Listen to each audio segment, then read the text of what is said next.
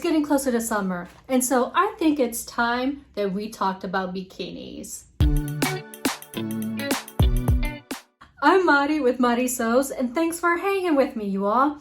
So today we're back with the Making a Perfect Swimsuit series. And let me tell you, today I'm going to be talking about bikinis with you all. Not only am I going to be talking about bikinis, but I collaborated with Jen over in Today in Jen's Sewing Studio, and she's going to be talking to you about her bikini as well. To give you an idea of what to expect, Jen actually made her bikini using a big 4 pattern, and I went the indie route originally with a Sophie swimsuit, and then I had to pivot.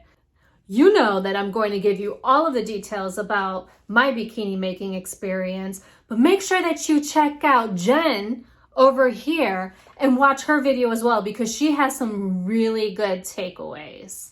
And of course, you can always find her link in my description box. So let's talk about the bikini that I actually decided to make up. I went with Closet Core Pattern Sophie Bikini, or their swimsuit. It's the same pattern. But I really like the retro vibe of that. I liked that their bikini had the option for underwires and for you to make it with foam or without foam, because I've got enough padding. I don't need any extra. So it was nice to be able to exclude the foam in that pattern. And quite honestly, this swimsuit looks cute on everybody that made it. Another thing that was really important to me when I was looking at which bikini pattern to use was the sizing. I wanted something that I felt wasn't going to give me a ton of trouble trying to get to fit. Because I do have a large bust, to give you an idea, there's an 8-inch difference between my under bust and my full bust, and a 6-inch difference between my high bust and my full bust. So, I mean, that's quite a big difference. But looking at the description and the size chart on Closet Core's website, I thought that I could get this pattern to fit with minimal adjustments. Now, let's talk a little bit about this fabric. So the fabric that I chose to use was actually from Joann's. It's one of their compression fabrics, and I really liked the rose gold foil that it actually had on it. And so I thought that the Sophie swimsuit, the way it was color blocked, would be really good to utilize that, you know, kind of that rose gold center and then the taupe outside. I did use 2 different types of mesh. For the top, I decided to use a power net, which is actually a little different from power mesh. I used power mesh in the undies. We'll get into that a little later on. Notion-wise, I picked up everything from Porcelain. I'll link to her in the description box in case you're not familiar with her, but she has a bra making business, and I picked up heavy-duty underwires in a size 48. I know that's the size that I wear because I've made that's the size I use for other bras that I've made. But I also picked up some rubber swim elastic from her, as well as a back clasp. And you can see here, that's the back clasp that I ended up going with. So I think it adds a really nice touch to the swimsuit itself. I cannot tell you how important it is to actually consider the type of fabric that you're using when you're making a bikini. I mean, I was able to get away with using different types of fabrics and jerseys and stuff like that when I was making my one piece, mostly because I had a shelf bra, I was lining it with different meshes and things like that. Jen actually noted that she had a much better time sewing, and the process was a lot easier when she used a high quality spandex. For me, the fabric paired with the power net right here was actually just the perfect mixture. So with all of that being said, I'd actually recommend that if you have a large bust like I do, you may want to consider using a lining of power net to add a little bit more support. Also, just a quick note, if you add the power net to that back piece that connects into the actual clasp, it'll help your swimsuit from stretching to oblivion back there.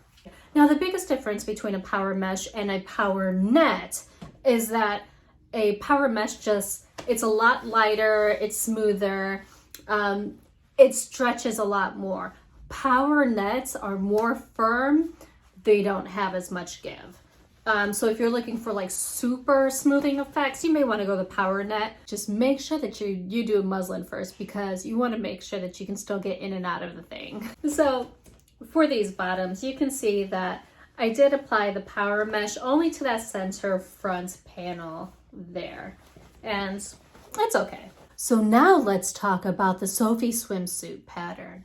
So after purchasing the pattern and reading through all of the instructions, I looked at their size chart and it caught me a little off guard, I have to admit, because their size chart that was actually included with a pattern is different from what the website actually noted. And when I compared my underwire size to their chart, it was like 2 cup sizes off the chart, which is a bit of a problem, right? What I really needed to make was a size 14 with a cup size of 7, but their cup sizes only go to a 5. So I decided to take advantage of sister sizing here.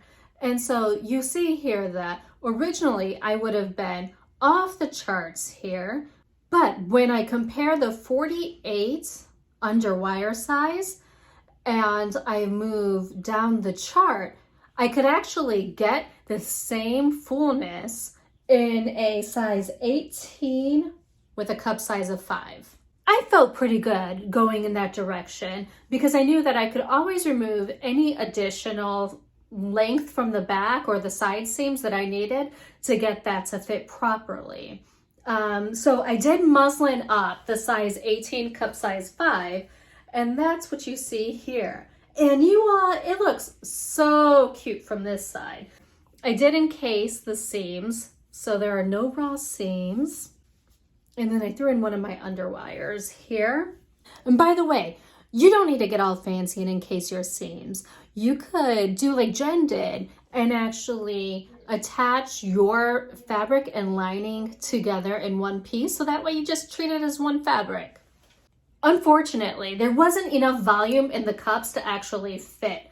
And what ended up happening was that underwire wasn't sitting at my breast plate, so it wasn't quite tacking down there. It was like pulling away from my body, and I just knew it wasn't going to work, and that honestly it was going to take several more fit adjustments and muslins, and it's something that I really didn't want to put the time and effort into doing. I've made the Marlboro bra before, and I'll tell you all, it took me probably 4 or 5 different muslins, making different adjustments to it until I got the proper size. And so that's really something that I didn't want to do from scratch with this one. What I opted to do instead was pull out that Marlboro bra pattern that I had with me and hack that one into a bikini. I basically just took the pattern that fit me before and added some additional width to the top of that cup piece. Exhibit A. Let's check out my drawing skills, shall we? So this is the original piece here, the black piece, and that would have been what the cup, the upper cup part of my bra looked like. Because I wanted additional coverage, I wanted a more full coverage, but I kind of wanted it to be a little more rounded, I decided to add on, starting at nothing at this point, I added on a whole lot more fabric, just knowing that I was going to have to go back in, shape it, and cut it away as I determined what shape actually looked good, right? So I ended up with a piece that looked like that. Another change that I decided to make to the Marlboro pattern was that the bottom bridge part, which is the center section of the bra, It's actually contoured to come up higher at the breastplate and then dip down low. I not only evened out that piece to make it all flat, but I extended it another 1/2 inch to get a longer piece. I did, however, decide to use the strap pattern pieces from the Sophie swimsuit so that way I could attach it to my hacked bra. Now let me tell you what not to do. You all. So I accidentally turned my boobs into pin cushions. You do not want pin cushion boobs. Remember how I had told you that I added that extra width onto the top part of that cup so that way I can, decide on the shape and kind of cut off any excess that I wanted? Well, I decided that I was going to pin the shape in place. And then after I had both cups pinned, I tried it on. I put the clasp on and everything.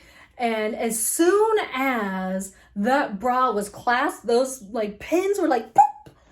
They were painful, to say the least. After I finally got that thing off, I decided that it would have been much smarter to just baste that line in place instead of leaving all of those pins in. So if you're going to be modifying a bra in a similar way that I did, make sure, and this is a big one, you all, make sure that you baste your fabric in place and then try it on to determine the shape and how much fabric you need to remove. And don't leave those pins in your cups. It's not a good idea. So you can see here is my bra. And so after I had that entire shape determined, I took a piece of that 3/8 inch rubber elastic, the swim elastic that I picked up from Porcelain Ann. I ran that elastic on the inside all the way from this edge, coming around this curve of the cup and down here, and I folded it down, making sure that I pulled it tight right here along the top of my bust so that way it fell flush to my skin and didn't actually pop up. I got it right on the first try on one side, but then when I tried the other, it didn't work out. Here's a picture here where you can see that it's actually pulling away. And I got lazy. The problem that I seem to have is that after I finish constructing a garment, I don't want to go in and make any additional adjustments, even if they're small, minor adjustments.